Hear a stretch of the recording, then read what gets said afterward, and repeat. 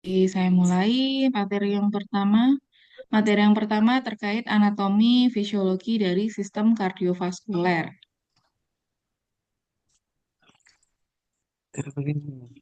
Sistem kardiovaskuler ini terdiri dari jantung dan pembuluh darah dan juga pembuluh limfa. Anatomi dari fisiologi jantung. Jantung ini merupakan organ muskular berongga. Mohon maaf, ini suaranya ada yang bocor ya. Tolong di mute dulu untuk mikrofonnya. Untuk anatomi fisiologi dari jantung, jantung ini merupakan organ muskular yang berongga, berbentuk kerucut seperti piramida yang terbalik. Letaknya di dalam perikardium pada mediastinum. Jantung dibagi ke dalam 4 bagian, ada atrium dextra, atrium sinistra, ventricle dextra, dan finistral sinistra. Marvin, tolong di mute dulu ya, sama Brian. Mikrofonnya tolong di mute dulu. Suaranya bocor masuk ke sini. Ya, terima kasih. Untuk anatomi dari jantung itu dibagi menjadi 4 bagian. Ada atrium dextra, atrium sinistra, ventricle dextra, sama ventricle sinistra. Untuk atrium itu sama dengan serambi ya. Mungkin kalau kita pas SMA itu atrium serambi sama balik. Ya. Atrium itu sama dengan serambi. Kalau ventricle itu sama dengan balik. Jadi ada serambi kanan, serambi kiri. Terus ada balik kanan, balik kiri itu. Bilik kanan, bilik kiri, maaf. Untuk beratnya itu 220 sampai 260 gram. Besarnya kurang lebih sekepal tangan masing-masing. Jadi antar orang itu beda-beda, tergantung kepalan tangannya. Kemudian batas dekstra pada sternum dekstra, batas sinistra pada interkosta kelima. Sternum itu tulang apa? Tulang dada. Kalau intrakosta itu bagian tulang rusuk. Jadi untuk batasan dari sinistra itu terletak pada intrakosta kelima, tulang rusuk kelima dari atas. Untuk hubungan jantung pada bagian atas itu terdapat pembuluh darah besar, kemudian bagian bawah itu ada diafragma atau selaput yang membatasi antara rongga perut dengan rongga dada. Kemudian pada setiap sisinya dia berbatasan dengan paru-paru. Lalu bagian belakang dari jantung itu berbatasan dengan aorta discendens, esophagus, dan columna vertebralis atau tulang apa namanya tulang belakang vertebra. Untuk fungsi dari jantung, fungsinya untuk memompa darah ke seluruh tubuh. Untuk arteri, pembuluh darah arteri, dia membawa darah dari jantung. Kalau pembuluh vena, dia itu membawa darah ke jantung. Kalau pembuluh kapiler, itu dia menghubungkan antara vena dan arteri. Jadi, karena arteri ini membawa darah dari jantung, dia berarti kira-kira membawa darah yang kayak oksigen atau yang kayak karbon dioksida. Ada yang masih ingat nggak? Ya, yang resen siapa ini? Xiaomi 23129 RN.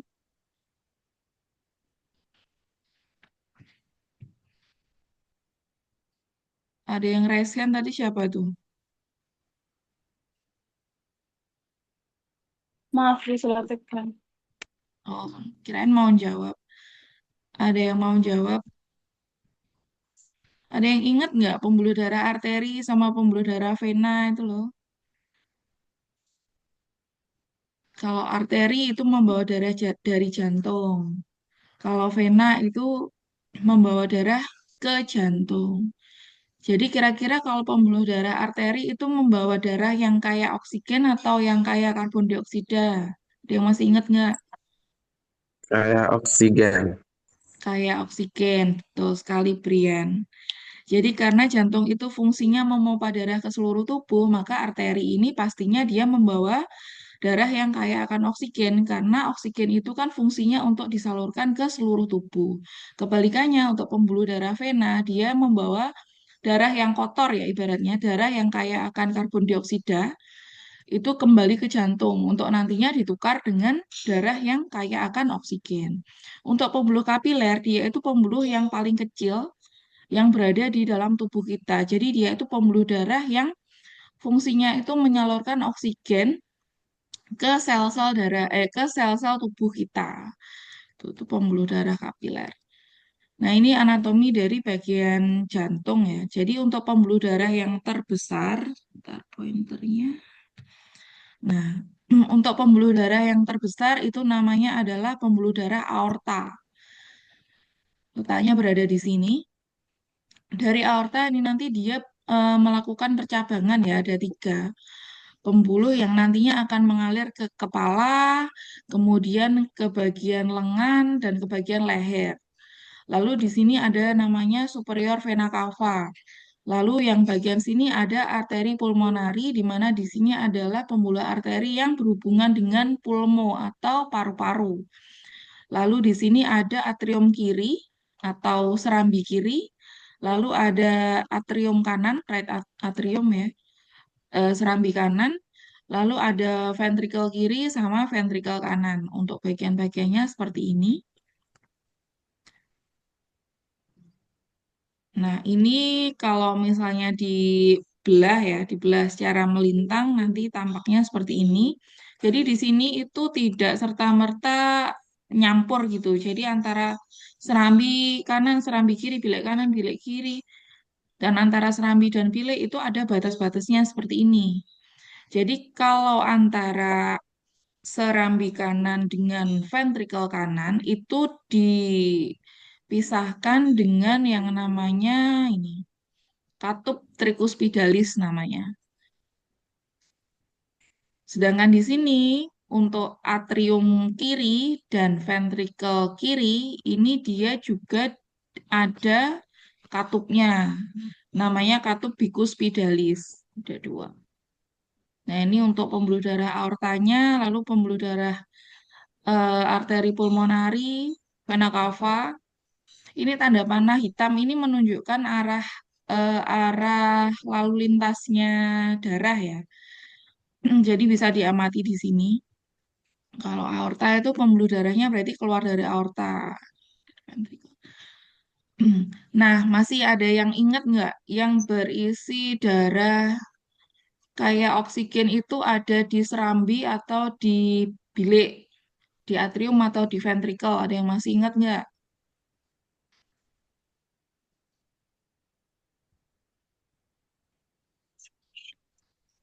Bagian jantung yang Atrium. di mana? Di atrium. Di atrium ada jawaban lain? Ada teman yang lain yang ingin menjawab? Atrium kanan. Atrium kanan. Siapa tadi yang bilang? Zia ya? Iya, Bu. Ada jawaban lain? Bagian jantung yang mengandung kayak oksigen atau kayak O2, ventrikel atau atrium, kanan Oh, atau kiri? ventrikel kanan, Bu. Ventrikel kanan apa ventrikel kiri? Ventrikel kanan. Yakin? Iya, yakin, Bu. Atrium kiri, Bu. Oke. Untuk yang mengandung banyak oksigen itu adalah ventrikel kiri. Kita bisa melihat dari anatomi jantungnya yang memiliki tugas untuk memompa darah ke seluruh tubuh itu dia memiliki dinding yang tebal dibandingkan yang lain. Ini kita bisa mengamati di sini. Nih, ventrikel kiri yang memiliki dinding paling tebal karena kan tugasnya itu paling itu ya, dia itu tugasnya itu kan paling berat. Kita bayangkan saja namanya organ cuma satu kepalan tangan terus dia bertugas untuk memompa darah ke seluruh tubuh. Mulai dari kepala sampai kaki dan bersirkulasi terus-menerus tanpa berhenti. Nah, dia didukung dengan ini, memiliki dinding yang tebal. Nih, kita bandingkan dengan atrium. Nih, atrium. Atrium itu memiliki dinding yang sangat tipis. Karena dia memang kerjanya tuh nggak berat. Dia cuma menerima saja. Menerima darah dari seluruh tubuh ke jantung. Jadi dia nggak bertugas memompa. Jadi yang tugasnya memompa-mompa terus itu ventrikel kiri. Gitu. Jadi yang kaya akan oksigen itu adalah ventrikel kiri atau bilik kiri. Jadi memang tugas-tugas itu pasti didukung dengan anatomi-anatomi yang memang mendukung tugasnya. Jadi memang sudah disesuaikan dengan sebaik-baiknya ya. Terus antara percampuran ini darah bersih dan darah kotor ya. Maksudnya darah kotor itu darah yang mengandung banyak karbon dioksida atau sedikit oksigen ya, bukan darah kotor yang kayak orang pada umumnya kayak nanah dibilang darah kotor, terus apa yang bekam-bekam itu bilangnya darah kotor. Itu beda yang beda dengan cerita kita di perkuliahan ini ya, karena kalau yang di anatomi fisiologi itu pengertiannya kalau darah kotor itu ya darah yang mengandung banyak karbon dioksida atau sedikit oksigen. Jadi kalau untuk yang darah yang kotor itu berada di serambi gitu. Jadi yang dari tubuh yang kayak karbon dioksida itu dikembalikan ke bagian atrium. Nah, kemudian antara darah di atrium dan darah di ventrikel itu nggak akan tercampur. Karena apa? Karena ada namanya katup ini yang warnanya putih-putih ini. Ada katup tricuspidalis sama katup bicuspidalis. Nih, sehingga ya sudah dirancang sedemikian sempurnanya ya, demikian lengkapnya. Seperti itu. Kemudian ini kita bahas satu-satu untuk atrium dextra. Dia berada di bagian atas cardiodextra, sebagian besar terletak di belakang sternum. Sternum tadi adalah tulang dada. Terdapat pembuluh darah besar, ada vena cava superior dan vena cava inferior. Superior itu di atas, kalau inferior itu bawah. Jadi vena cava superior itu vena cava yang berada di atas, kalau vena cava inferior itu vena cava yang berada di bawah. Kemudian ada pembuluh darah yang kecil atau namanya adalah sinus coronarius. Lalu untuk ventricle dextra, dia berdinding tebal, membentuk sebagian jantung, sebagian besar jantung. Dia terdapat katup tricuspidalis atau valva atrioventricular dextra. Arteri pulmonalis itu dia menuju ke paru-paru. Selanjutnya ada atrium sinistra. Dia adalah ruang yang berdinding tipis, letaknya di bagian belakang jantung, dua vena pulmonalis pada tiap sisi. Lalu ada ventricle sinistra, ruang berdinding tebal pada bagian depan dan belakang jantung. Dindingnya 3 kali lebih tebal daripada ventricle dextra. Ya, ventricle sinistra. Nih, dindingnya 3 kali lebih tebal. Jadi ventricle sinistra itu kiri, kalau dextra itu kanan. Jadi kita kalau apa namanya belajar anatomi memang tidak lepas dari istilah-istilah ini ya. Kalau sinistra itu kiri, kalau dextra itu kanan, kalau superior itu atas, kalau inferior itu bawah. Kalian gini nyatet nggak? Nyatat, Bu. Good. Nyatat, Bu. Lalu, Ya, Bu. bentar. Oke. Lalu ada katup mitral atau valva atrioventricular. Lalu ada juga pembuluh darah aorta yang menyebarkan darah ke seluruh tubuh. Makanya untuk kerja dari ventricle sinistra ini juga didukung dengan adanya pembuluh darah aorta yang sangat besar itu tadi. Karena memang ya darah yang dibutuhkan seluruh tubuh itu kan banyak ya. Jadi kalau pipanya ibaratnya pembuluh darah itu kan kayak pipanya ya. Kalau pipanya kecil kan kelamaan, makanya dia butuh pipa yang besar untuk nyebar ke seluruh tubuh. Selanjutnya ada lapisan-lapisan jantung.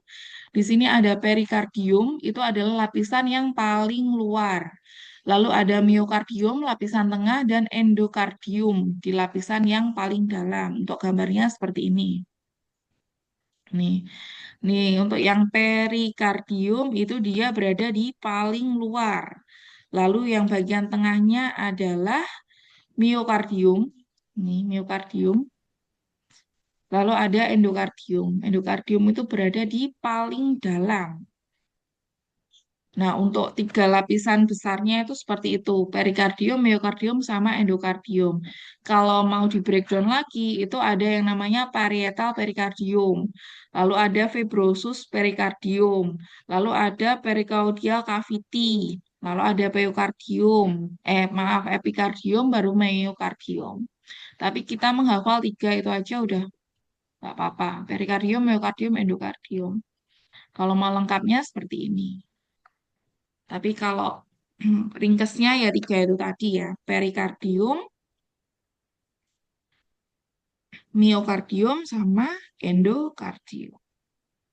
Atau lapisan jantung. Selanjutnya pembuluh darah yang tersambung ke jantung. Untuk bagian jantung yang dekstra ada vena cava superior dan vena cava inferior. Dia fungsinya untuk menuangkan darah ke atrium kanan dan terdapat katup semilunar eustachius. Dia kaya akan karbon dioksida atau CO2. Lalu ada arteri pulmonalis, dia membawa darah keluar dari ventrikel kanan untuk menuju ke paru-paru. Untuk jantung sinistra, dia memiliki vena pulmonaris. Terdapat 4 vena pulmonaris, dia membawa darah dari paru-paru ke atrium kiri. Selain itu, dia juga memiliki aorta, membawa darah keluar dari ventrikel kiri, dan darah yang terdapat pada aorta itu dia pastinya juga kaya akan oksigen dan nutrisi yang akan dibawa ke seluruh tubuh. Untuk siklus jantung, peredaran darah yang terjadi di dalam jantung. Jadi pengertian dari siklus jantung adalah peredaran darah yang terjadi dalam jantung. Untuk siklus jantung, dia itu memiliki gerakan jantung ya. Terdiri dari dua gerakan, yaitu sistol sama diastol, kontraksi sama relaksasi atau pengenduran.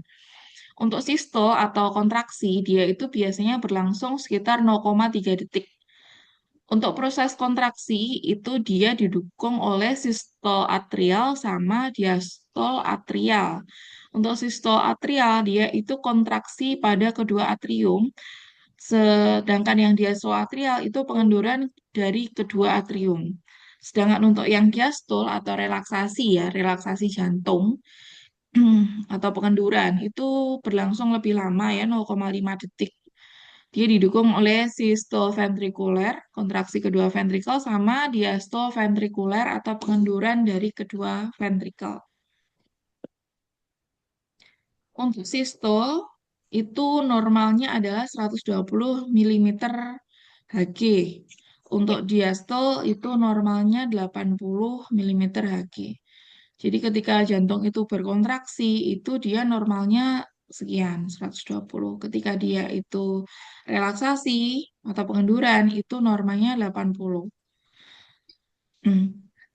Range antara sistol dan diastol normalnya 30 sampai dengan 50 mm Hg. Jadi kalau di atas nilai-nilai ini, itu biasanya kalau terlalu tinggi ya berarti hipertensi. Kalau terlalu rendah itu hipotensi. Darah tinggi sama darah rendah kalau istilahnya.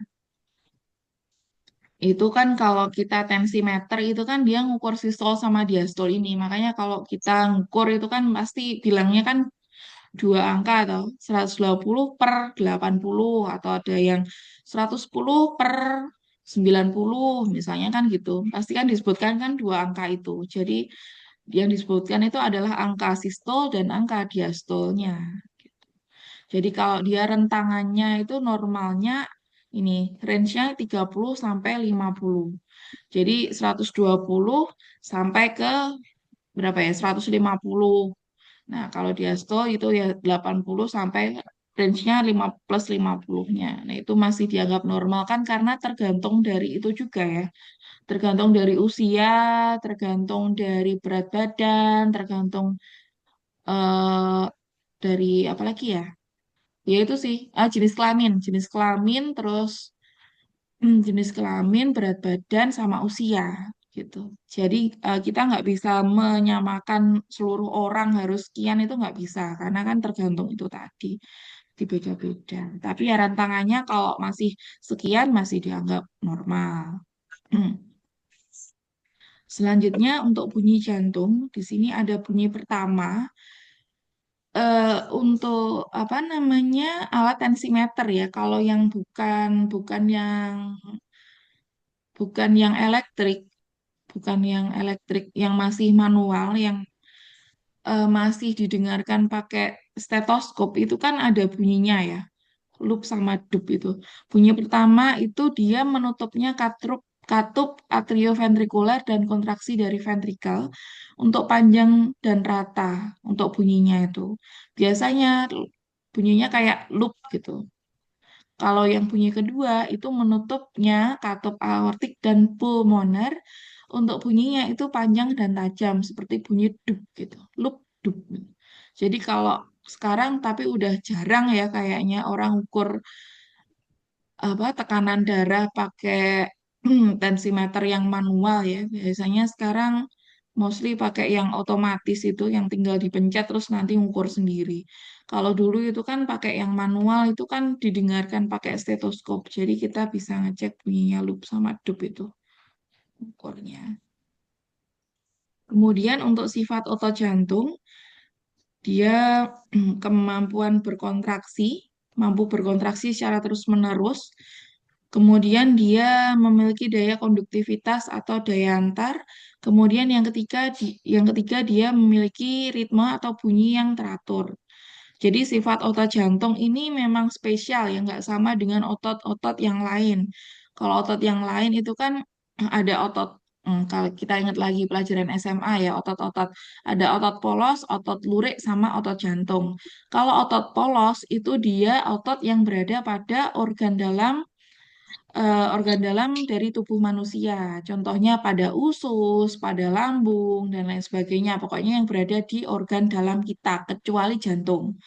Kalau yang otot lurik, dia itu yang ada di luar tubuh kita. Jadi otot-otot yang ada di tangan, ada di kaki, ada di tubuh, itu adalah otot lurik. Nah, kalau otot jantung, dia itu beda sendiri, gitu. Nggak sama dengan organ-organ yang lain, juga nggak sama dengan otot lurik yang ada di tubuh kita, gitu.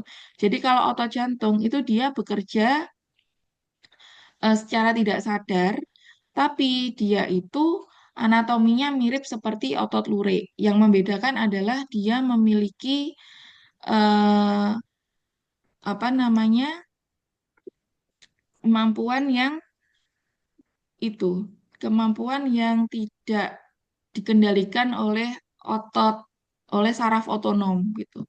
Jadi dia itu kerjanya secara refleks. Jadi kalau otot lurik itu kan dia dikerjakan secara sadar ya.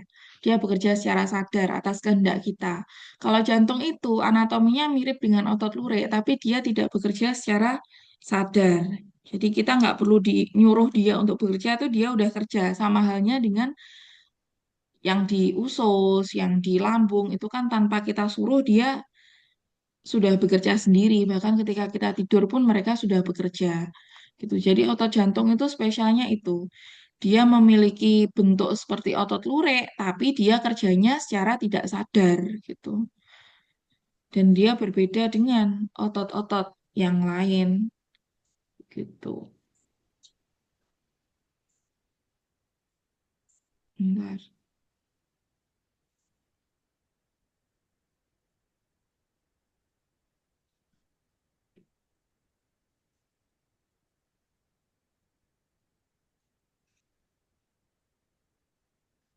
Nah, ini adalah bagian jantung secara lengkap ya. Ini seperti yang sebelumnya tadi, sebenarnya hanya saja ini lebih apa namanya lebih lengkap lagi. Jadi ada aorta, terus ada ya seperti tadi ya atrium, terus ada ventricle dan lain sebagainya. Tapi di sini disertai dengan arah dari pergerakan jantung. Untuk yang warna merah ini dia mengandung banyak oksigen dan juga arahnya nanti dia kemana, ke aorta, dari aorta dia ke seluruh tubuh. Kalau yang warnanya abu-abu ini dia kaya akan karbon dioksida atau CO2. Nah, ini adalah jalannya jalannya darah ya. Mulai dari jantung ke seluruh tubuh. Nah, di sini ada digambarkan ada usus, ada hati, ada ginjal, ada seluruh tubuh bagian bawah, seluruh tubuh bagian atas, ada paru-paru juga. Jadi di sini nanti kita bisa mengamati arahnya darah yang mengandung banyak oksigen itu kemana saja, kemudian nanti kembalinya kemana saja. Jadi ya dari jantung ya ini, dari paru-paru dulu ya. Kita melakukan pernafasan menggunakan hidung masuk ke dalam paru-paru, membawa oksigen, oksigen disalurkan ke dalam jantung, kemudian itu nanti dia terbawa sirkulasi ke seluruh tubuh. Dari seluruh tubuh ini nanti terdapat pertukaran dari oksigen dengan karbon dioksida melalui proses difusi. Selanjutnya nanti untuk darah yang mengandung karbon dioksida akan dibawa kembali ke jantung. Kemudian dari jantung dia akan kembali ke paru-paru. Kemudian kita akan melakukan apa namanya pengeluaran pengeluaran kita bernafas itu loh kan ada menghirup sama mengeluarkan udara dari hidung itu mengeluarkan itu terus kemudian nanti menghirup lagi terus terjadi lagi siklus seperti itu. Jadi kita satu tarikan nafas ya satu kita bernafas seperti itu tuh proses di dalam tubuh kita itu sepanjang ini gitu. Jadi memang melibatkan sistem yang sangat kompleks sekali gitu. Ada kita cuma bernafas nggak terasa gitu, tapi satu kita gitu aja udah seperti ini ceritanya. Selanjutnya denyut arteri atau denyut nadi, darah dipompa dari jantung dan gelombangnya itu bisa teraba. Contoh dari arteri itu ada arteri radialis, arteri temporalis, arteri dorsalis, pedis. Nah, kita bisa melihat di tangan kita masing-masing ya, untuk yang pembuluh darah arteri atau denyut nadi itu dia nggak tampak, nggak kelihatan. Kalau kita lihat tangan kita ada warna biru-biru, ada warna biru-biru itu bukan arteri, tapi dia itu adalah balik, pembuluh balik. Jadi kalau arteri atau nadi itu letaknya lebih dalam, nggak kelihatan. Tapi kita bisa meraba. Jadi walaupun nggak bisa dilihat dari luar, kita bisa meraba. Untuk di bawah jempol ini bisa kita tekan ya. Di situ ada denyutnya. Dut, dut, dut, dut itu denyut nadi. Yang mudah teraba itu di bagian bawah jempol sini sama di bagian leher. Nah, itu denyut nadi. Kalau yang warnanya biru-biru ini itu nggak bisa kita raba dan dirasakan denyutnya. Yang rasanya ada denyutnya itu yang pembuluh nadi ini. Letaknya padahal lebih dalam, terus nggak kelihatan dari luar, tapi dia terasa denyutannya. Nilai normal dari denyut nadi ini sekitar ini. Untuk bayi baru lahir itu dia sangat cepat ya, 140 kali per menit. Untuk 1 tahun pertama itu turun jadi 120 kali per menit. Untuk tahun kedua itu sekitar 110 kali per menit. Jadi ketika bayi baru lahir itu dia denyut nadinya tuh sangat cepat. Detak jantungnya juga sangat cepat karena memang dia butuh untuk beradaptasi dengan lingkungan dari awalnya dari dalam tubuh ibunya kemudian keluar gitu ya. Jadi dia denyut jantungnya itu sangat cepat sekali. Makanya untuk denyut nadinya juga sangat banyak ya 140 kali per menit. Kemudian untuk 1 tahun itu nanti mulai berkurang, tahun kedua mulai berkurang, kemudian tahun-tahun selanjutnya tuh jauh lebih stabil gitu. Untuk balita itu biasanya 96 sampai 100 kali per menit. Untuk 10 tahun itu nanti 80 sampai 90 kali per menit. Untuk orang dewasa itu lebih turun lagi 60 kali per menit gitu. Jadi nanti tambah tua biasanya ya tambah melambat gitu. Ini faktor yang pengaruhi dari denyut nadi ada lifestyle. Antara orang yang suka makan sehat sama yang suka makan junk food itu pasti beda. Terus lifestyle-nya tuh yang suka olahraga sama yang enggak, yang hobi nge-gym, yang hobi lari-lari sama yang hobi Netflix, yang hobi nonton Netflix itu ya pasti beda. Yang hobi nonton drakor sama yang hobi apa namanya sepak bola itu ya pasti beda. Pekerjaan itu juga mempengaruhi. Misalnya petani, membedakan antara petani, pak tukang, terus sama misalnya apa ya yang duduk terus, misalnya sama dosen itu ya pasti berbeda. Terus makanan pasti sangat berbeda. Umur juga itu tadi juga sudah kita bahas sebelumnya ya antara bayi sampai orang dewasa itu beda. Terus ketika emosi jiwa itu juga mempengaruhi dari denyut nadi. Kalau kita marah itu pasti emosi itu akan memicu denyut nadi yang lebih cepat gitu. Makanya biasanya kalau orang emosi selalu menggebu-gebu itu ya benar, memang seperti itu.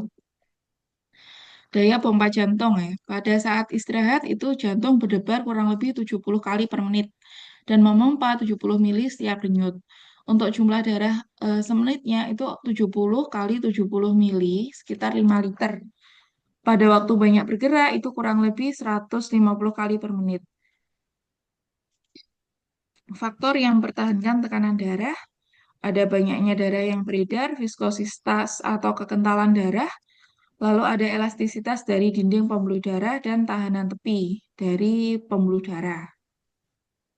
Jadi tekanan darah itu dipengaruhi oleh banyak hal ini. Banyaknya darah yang beredar, viskositas atau kekentalan, elastisitas dari pembuluh darah, sama tahanan tepi dari pembuluh darah. EKG atau elektrokardiogram ini adalah gambaran dari aktivitas jantung. Untuk jantung yang normal itu nanti dia akan berirama dengan ritmis atau tetap. Dia bisa menentukan kelainan jantung. Biasanya orang yang masuk IGD gitu ya, itu biasanya dipasangi EKG itu untuk mengecek ketika orang itu pingsan itu dia apakah ada kelainan pajak jantungnya atau baik-baik saja atau gagal jantung atau gimana itu nanti bisa terdeteksi dengan elektrokardiogram. Untuk gambaran EKG yang normal itu seperti itu ya.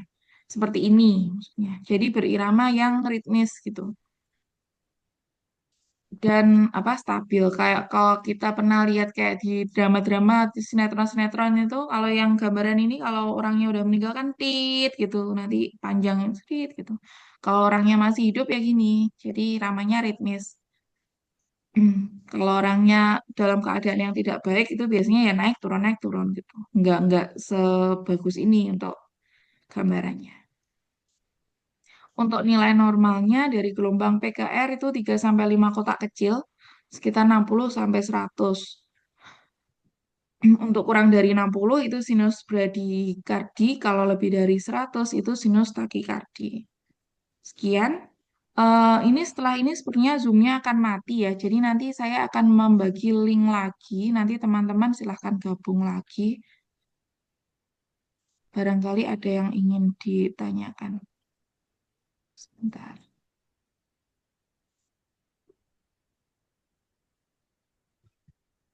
Nanti setelah ini gabung link lagi ya, nanti akan share-share lagi.